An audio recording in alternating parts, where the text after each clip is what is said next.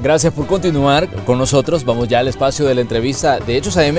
Esta mañana de martes vamos a hablar de un tema que debe interesarnos a todos y es la educación. ¿Cuáles son los retos? ¿Cuáles son los logros del sistema educativo salvadoreño? De eso lo vamos a tratar de enfocar en esta mañana, pero antes vamos a poner algunos elementos en contexto.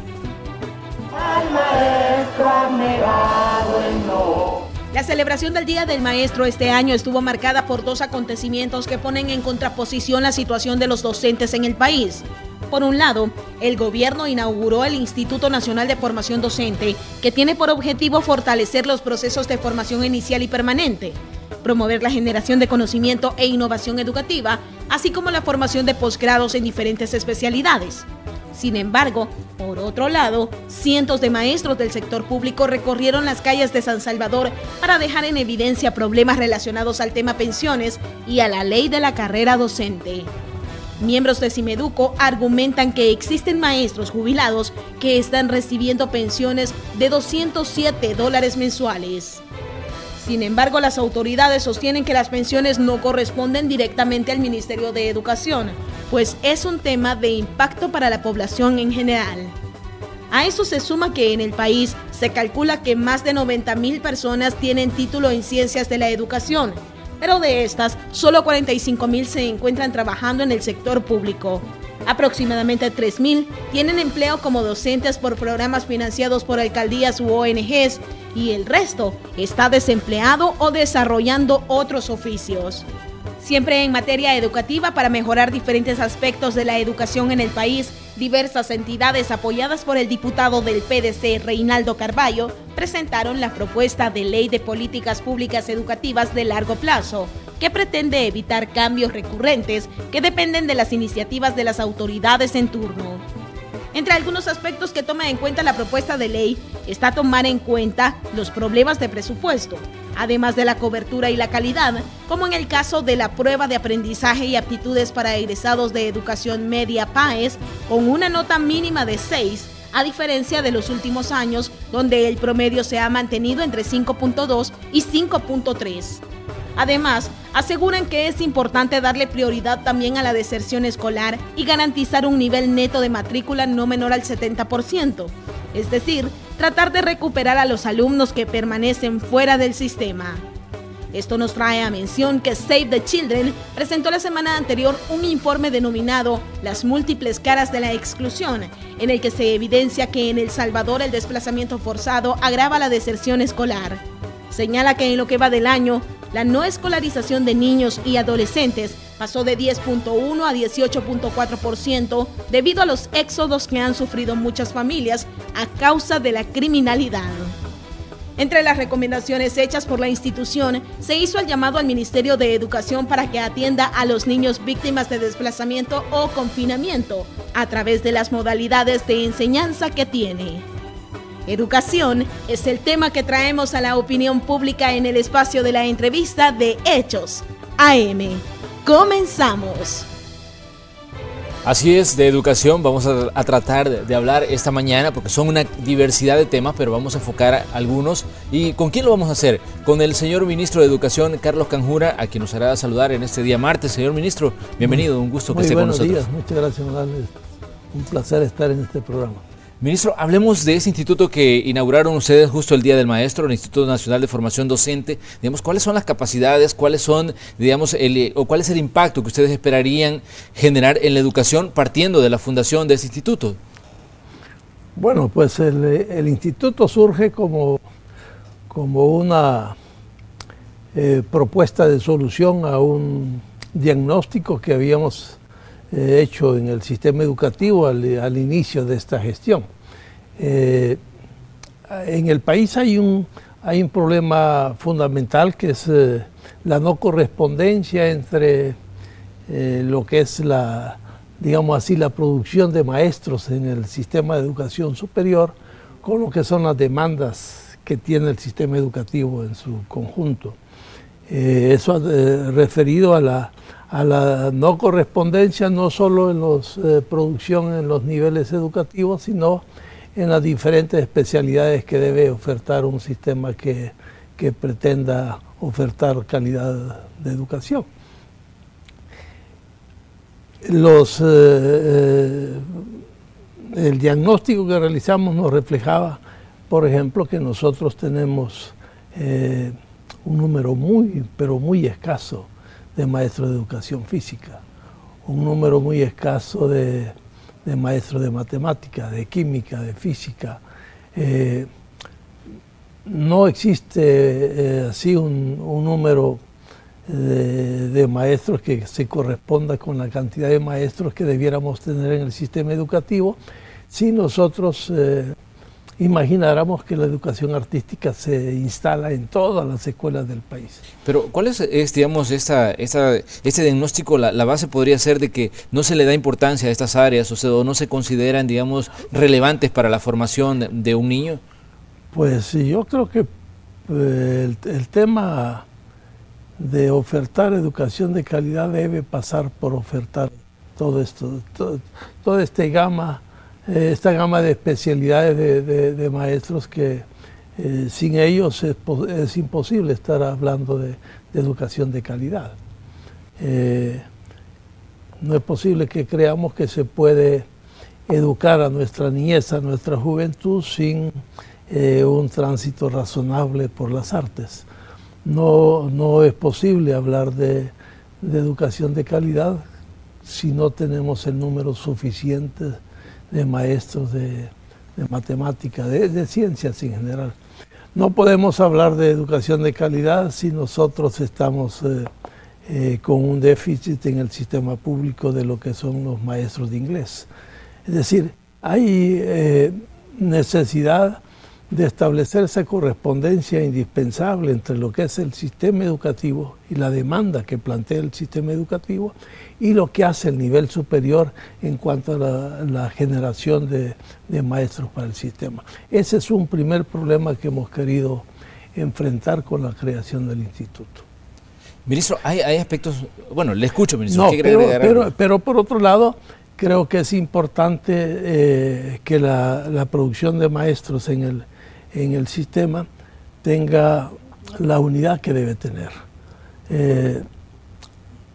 Nosotros creemos que el sistema educativo hay que verlo en su conjunto, hay que verlo de manera entera, de manera unitaria, y nos debemos ocupar de formar los maestros de educación inicial y parvularia, tanto como de formar a nuestros futuros formadores de maestros en el sistema de educación superior. Es decir, debemos asegurar que toda la gama de maestros está siendo atendida. En el caso del instituto, que es el que acabamos de... Bueno, el instituto a su vez es un esfuerzo por ir descifrando socialmente qué es lo que debemos hacer. Porque este instituto surge el 22 de junio del 2017, ya como anuncio de que se va a caminar en esa dirección. Lo hicimos justamente el 22 de junio del 2017. Este anuncio venía en el sentido de que íbamos a comenzar a hacer todos los esfuerzos que deben hacerse para que ese instituto se creara. Hubo consultas con universidades, hubo consultas con gremios de docentes, se presentó el tema en el Consejo Nacional de Educación, es decir, consultamos diferentes actores de manera tal de lograr el consenso de la necesidad de creación de una instancia de esta naturaleza.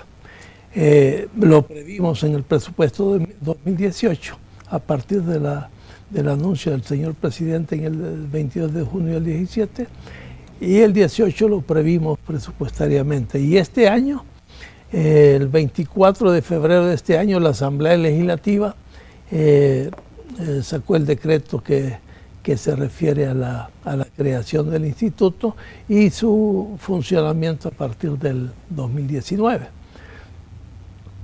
Pues eso es lo que hemos estado haciendo en este año, ¿verdad? Preparándonos para construir esas bases fundamentales que debe tener de soporte el sistema educativo en cuanto a formación de maestros se refiere. estamos hablando de la formación de maestros en servicio y la formación inicial de maestros. Ministro, hay una cantidad de elementos definitivamente a la hora de hablar de educación. Me parece importante enfocar la fundación del instituto, pero también hay otros temas que parecen como inmediatos y que están ahí, digamos, en la agenda diaria al hablar de educación. 22 de junio, usted estaba participando en la inauguración del instituto, mientras en San Salvador algunas gremiales de maestros estaban marchando y diciendo, digamos, o hablando de lo que ellos consideran algunas carencias, sobre todo en temas salariales. Decía la gente de Cimeduco, miren, los ingresos que tenemos los maestros son muy bajos, realmente estamos pasando por una condición crítica, e incluso hablaban de pensiones. Usted ese día incluso daba declaraciones y decía de que el tema pensiones no le corresponde tanto a educación, pero digamos hay un aspecto importante que va amarrado al tema de administrar el sistema educativo, que es el pago de los docentes, los ingresos que perciben los maestros. ¿Cómo ve usted la situación? Porque en 2000, quiero ver, si hace un tiempo se anunció un incremento salarial, 2018 y 2019, un incremento de $100 y que se iba a hacer en los 2 años para los maestros. Y decía esta gente, si nos dan $100 en 2 años, con todos los descuentos, al final nos queda como $35, $37. Decía, si me aumentan $50 en 2018, me hacen una cantidad de descuentos que me van a quedar $35 y al final es como que me aumentaran $1 diario. Entonces, ¿cómo ve usted, ministro, esta situación que se ha vuelto, parece que una de las banderas que están, digamos, levantando los gremios de maestros, diciendo los ingresos que tenemos como docentes no son suficientes y eso no nos permite pues tener, digamos, unas condiciones plenas de trabajo y de desarrollo también como profesionales? Bueno, permítame decirle que yo comparto esa preocupación, ¿verdad? Yo como ministro de Educación comparto la preocupación por la necesidad de que el país atienda mejor a su maestro. Eso lo pongo de entrada porque no cabe ninguna duda de que los países que cuidan de sus maestros son los países que mejor posibilidades tienen de prosperar, porque al final de cuentas los maestros es a quienes se les encarga la enorme tarea de construir ciudadanos. Y bueno, sin duda cuando un maestro está bien atendido, pues obviamente tiene posibilidades de éxito en su delicada tarea, ¿verdad? Bueno, pero yo quiero plantearle también, cuando yo ingresé al ministerio, el salario de entrada de los maestros andaba por los $500. Sí. Actualmente estamos hablando de que con el incremento aprobado, los maestros van a tener un salario de entrada aproximadamente de $700. Eso es un esfuerzo que hemos venido haciendo en este periodo, conscientes de la necesidad de atender esta dimensión de los maestros.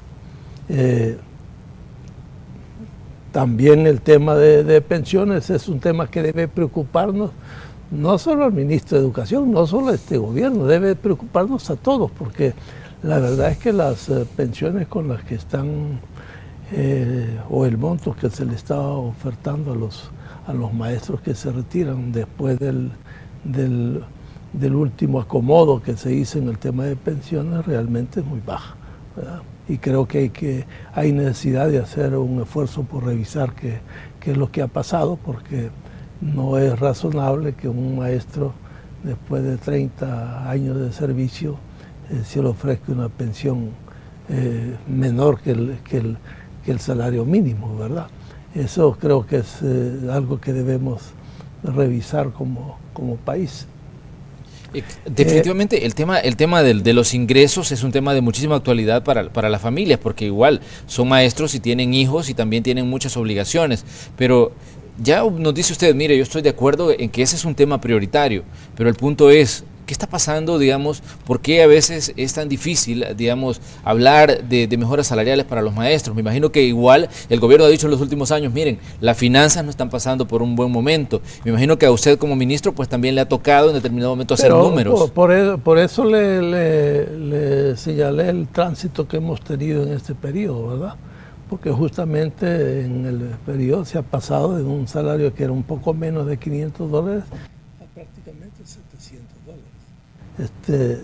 es un esfuerzo importante el que hemos hecho. Yo quiero decirle que a pesar de las limitaciones que tenemos, se han hecho esfuerzos que vale la pena que se valoren, porque usted sabe que incrementarle a los maestros un 1% significa para el presupuesto un incremento de un poco más de 6 millones, un 1%.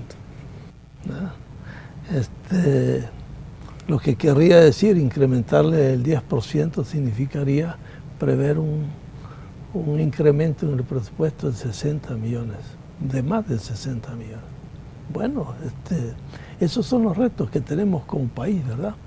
Y en esto no tiene que ver únicamente la distribución, tiene que ver el volumen de ingresos que tiene el gobierno, ¿verdad? Y en esto también tenemos mucho que hablar.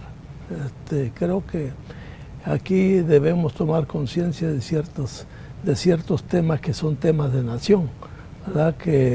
A la que todos debemos comprometernos, ¿verdad?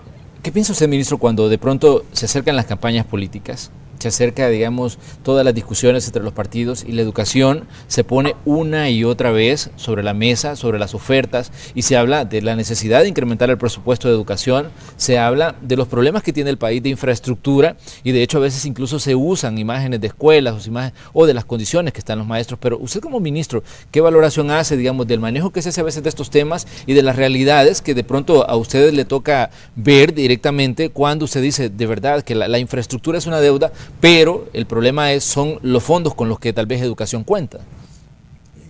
Yo creo que si somos serios, debemos reconocer que aquí el tema de la infraestructura escolar es un tema que nos denuncia cómo hemos visto la educación a lo largo de la historia. El tema de infraestructura, 5.200 escuelas públicas, por supuesto que no son responsabilidad de esta administración ni de la anterior, es la historia del país. Esas 5.200 escuelas tienen niveles de dignidad en cuanto a su edificación y debemos asumir la responsabilidad como sociedad de que esas escuelas hayan sido construidas en esa forma, una oferta despectiva a un porcentaje amplio de la población salvadoreña. Eso hay que decirlo, y no debemos ni tratar de ocultar esa realidad, ni eximirnos de la responsabilidad. De esto todos somos responsables, todos los salvadoreños, incluso desde el momento que votamos. Desde ese momento somos responsables de que eso esté construido de esa manera. Ahora, que se requiere una inversión extraordinariamente alta para poder salir del tema, se lo voy a ilustrar con unas cosas que nosotros hemos hecho en este periodo. El 2014, en septiembre del 2014, el Ministerio de Educación sacó lo que se llamó la Política Nacional de Infraestructura Escolar. Y dijimos, vamos a renunciar a estar haciendo parchecitos en escuelas. Cuando vayamos a intervenir en una escuela, lo vamos a hacer de manera integral. De manera integral quiere decir, vamos a atender todas las necesidades educativas que deben ofertarse en un centro escolar que pretenda ofertar educación de calidad. ¿Qué significa eso?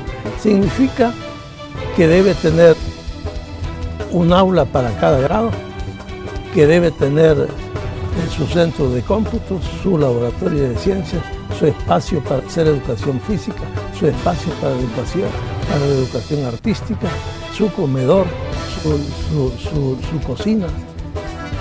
Eso es algo que lo establecimos en septiembre de 2014. Obviamente no es esa la historia de la escuela nuestra.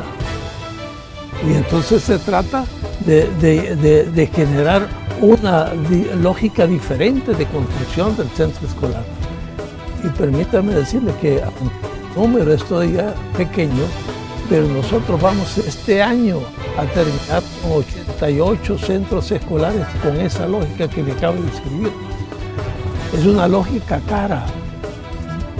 Nosotros hemos hecho esfuerzo de que no importa dónde esté, y hemos enfatizado la escuela rural. Y cada escuela que se interviene de esa manera nos está significando una inversión que ronda $1 millón. En el caso de Fomilenio, por ejemplo, la lógica que estamos utilizando en la intervención que va a haber en infraestructura escolar es de ese tipo. Pero claro, hay 346 escuelas que están en el tema de Fomilenio, pero intervenidas así como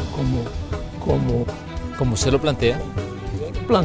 Estamos hablando de que se van a intervenir 46 escuelas. No se puede intervenir 346 escuelas, incluso con un monto como el de Fomilenio, ¿no? Que el Fomilenio, para todos los aspectos que están previstos en Fomilenio 2, los fondos son de 115 millones.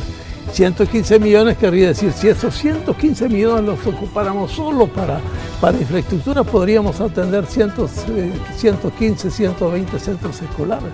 De los 5.200 que tenemos, y mencionar lo que significa estar, entre comillas, denunciando la infraestructura escolar, porque es la denuncia a nosotros mismos como salvadoreños. No es la denuncia al ministro de Educación, es casi tirando al aire cualquier cosa que nos chispotea a todos nosotros, ¿verdad? Porque de esto somos responsables todos. Muy bien, vamos a hacer una pausa comercial. Les invitamos a ustedes a que se queden con nosotros. Estamos hablando de educación y decíamos, este es un tema que nos atañe a todos, porque al final pues, todos somos responsables de la formación de las nuevas generaciones de salvadoreños que están en las escuelas, en las universidades. Y es importante que prestemos atención también a este punto. Vamos a la pausa, venimos rápido.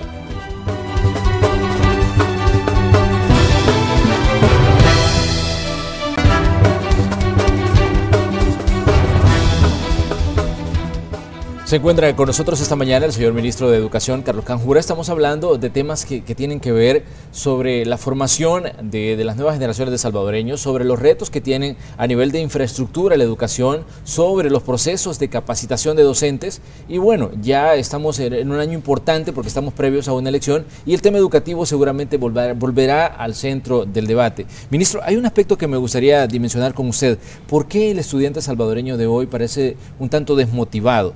Porque o vemos, alguna gente dice, miren, no tenemos dinero para estudiar, no podemos seguir adelante, y ahí vemos datos que nos dicen, mire, de 80.000 bachilleres, solo 20.000 o 25.000, 30.000 son los que van a entrar a la universidad, y de esos 30.000 son un número escaso los que van a llevar a concluir, van a llevar a un punto de buen puerto su carrera universitaria. Desde su punto de vista como ministro de Educación, ¿qué es lo que está ocurriendo a veces en estas áreas y qué papel juega el maestro, digamos, en motivar al estudiante? ¿Y qué se está haciendo para que de verdad el maestro sea un vehículo para que estas personas encuentren, digamos, una orientación para seguir adelante luchando a pesar de que las cosas a veces no son fáciles en materia educativa?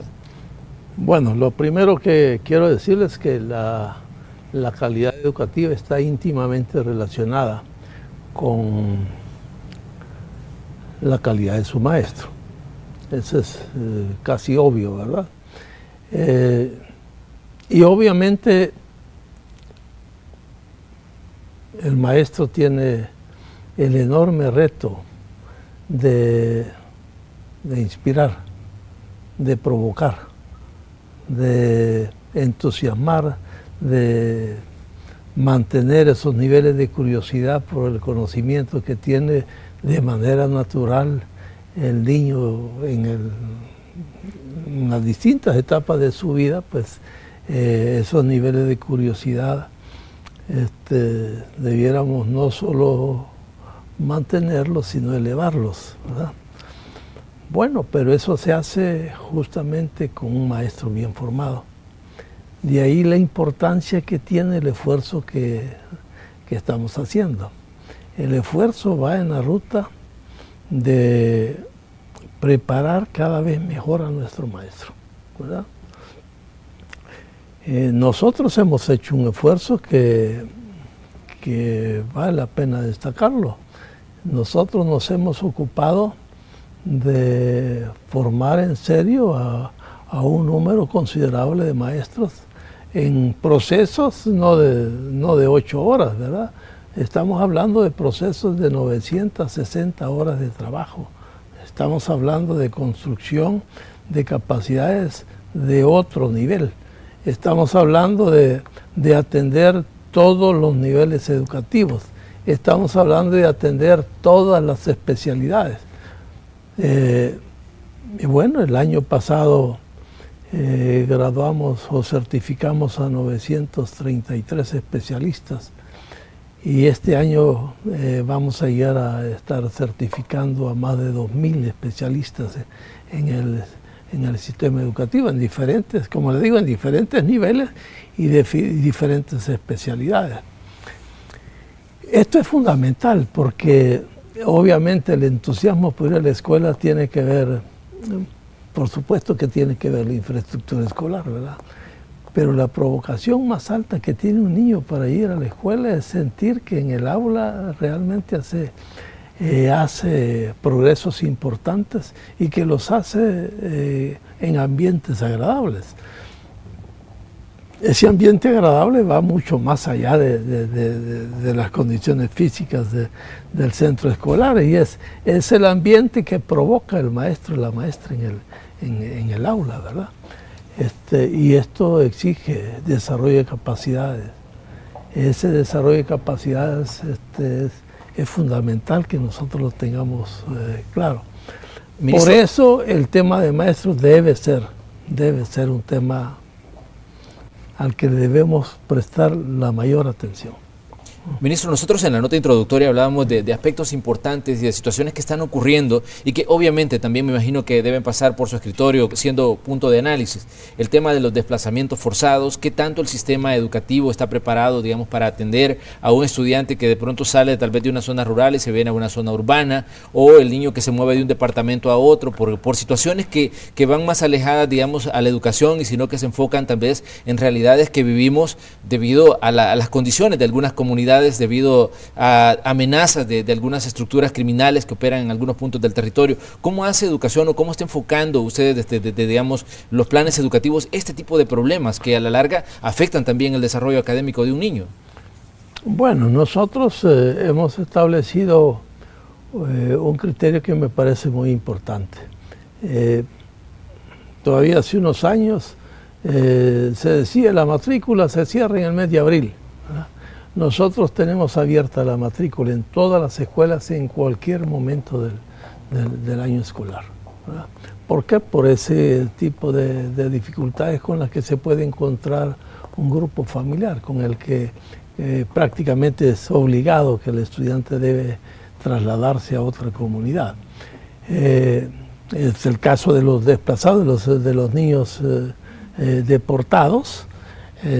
Nosotros hicimos un programa especial que permitiera darle atención inmediata a estos niños, y eso ocurrió justamente por ahí por el mes de agosto, septiembre del 2015 o 2016, y entonces la escuela tenía que estar preparada para atenderlos en ese momento. No era cuestión de esperar para el próximo año escolar, ¿verdad? Este es un tema que nosotros hemos evidenciado de manera muy clara. Hay necesidad de valorar lo que voy a decir. Cuando en el plan El Salvador Seguro se habló de priorizar 10 municipios en un principio, bueno, ese plan incluye aspectos educativos y nosotros convocamos a todos aquellos que estaban fuera del sistema educativo a que se reincorporaran. Bueno, en un primer momento la oferta que era de atender a 4.000 jóvenes prácticamente llegó como 4.700 jóvenes que estaban fuera de escuela, ¿verdad? Ya cuando se extendió a 26 municipios, nosotros tuvimos una población que rondó los 23.000 estudiantes. De esos 23.000 estudiantes habían más de 2.300, 2.400 estudiantes que estaban en nivel primario. Es decir, estudiantes de primer y segundo ciclo, que es algo que justamente iniciamos en ese periodo. Porque todos los programas de jóvenes y adultos son programas que arrancaban desde los 15 años, pero nosotros hemos reclamado que debe flexibilizarse ese tipo de modalidades de manera tal que cualquier niño que esté fuera de escuela, en segundo, tercero o cuarto grado, debemos hacer los esfuerzos por reintegrarlo a la escuela. Ministro, quiero cerrar con un tema que definitivamente es un tema de muchísima actualidad. Estábamos hablando de situaciones que afectan a la niñez y uno de los temas que se ha puesto en perspectiva en los últimos días ha sido el tema de las agresiones sexuales. Lastimosamente en El Salvador hemos tenido casos en el que son maestros los que agreden a los niños. ¿Cuál es el tratamiento que le dan ustedes como Ministerio de Educación cuando de pronto se detecta este tipo de situaciones que ocurren en alguno de los miles de centros educativos que están funcionando en el país? Bueno, permítame decirle que este tema es un tema que nosotros derivamos, pero casi de inmediato a la Fiscalía, ¿verdad? Nosotros ahí esto sí no lo entretenemos en absoluto, porque sí creemos que esto es no solo dañar la dignidad del niño o de la niña, sino comprometer de manera grave el papel que tiene la escuela en la sociedad. Pero yo también quiero destacar, porque este tema lo estamos abordando de manera integral, estamos trabajando con el CONA, con el INAH, con el Ministerio de Salud, los temas de esta naturaleza, y aquí hay que ver también un tema que va más allá de la escuela, ¿verdad? Porque está claro está claro que la escuela es responsable de la protección de la niñez, ¿verdad? Pero está igualmente claro que esto es de alta responsabilidad de la familia, ¿verdad? Porque cuando se habla, por ejemplo, de agresiones sexuales, de lo que estamos hablando fundamentalmente son de agresiones que ocurren en el círculo familiar más próximo, ¿verdad? Esto es cuestión de familia también, ¿verdad? Es cuestión de educación de familia, ¿verdad? De ahí la importancia de que se atienda cuando hablamos de escuela, no solo al estudiante, al niño o la niña en la escuela, sino que se atienda al grupo familiar, que conectemos la escuela con la familia y la comunidad es algo muy, muy importante. Y nosotros estamos, bueno, hace un par de semanas, nosotros lanzamos una política nacional de convivencia escolar que tiene que ver con ese compromiso de conectar la escuela con la comunidad y con la familia, porque en efecto muchos de los problemas que se le están reclamando a la escuela son al final de cuentas temas de familia, que si no se abordan adecuadamente en la familia, la escuela va a poder hacer muy poco.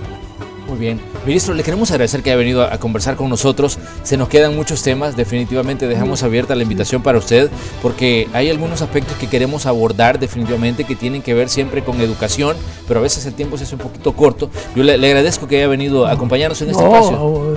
El agradecido soy yo por poner estos temas en la agenda nacional, ¿verdad? Yo creo que estos temas deben conocer los salvadoreños, los deben conocer, porque creo que enfrentar estos temas es quizá la alternativa, o tomar conciencia de la dimensión que tenemos en estos temas. Creo que podrían hacer que la población empuje por donde debe empujar para tener mejor sistema educativo. Muchas gracias. Con ese mensaje del ministro cerramos nosotros el espacio de la entrevista correspondiente a ese día. Definitivamente que en educación hay mucho que decir y mucho que analizar, pero nos comprometemos como Noticiero Hechos a darle seguimiento a todo este tipo de información que definitivamente es del interés suyo. Cerramos así el espacio de la entrevista de Hechos AM. Vamos a la sala de Noticiero Hechos.